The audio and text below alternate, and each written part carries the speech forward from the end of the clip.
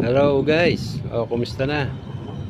Sino na yung nakapanood ng nilabas na video ni Saldico? Anong masasabi nyo doon guys?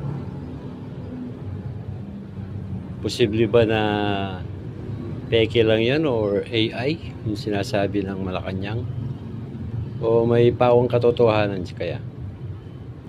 Ano kaya ang magandang gawin ni Saldico ngayong naglabas na siya ng ganyan?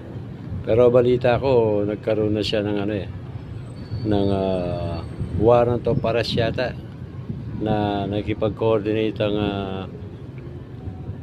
ang Pilipinas sa ICI para makuha si Saldico. Palagay nyo, anong masasabi nyo sa kanyang video? Nagkakaroon ba lang linaw o nagugulo lang talaga ang sitwasyon? Pa-comment na lang.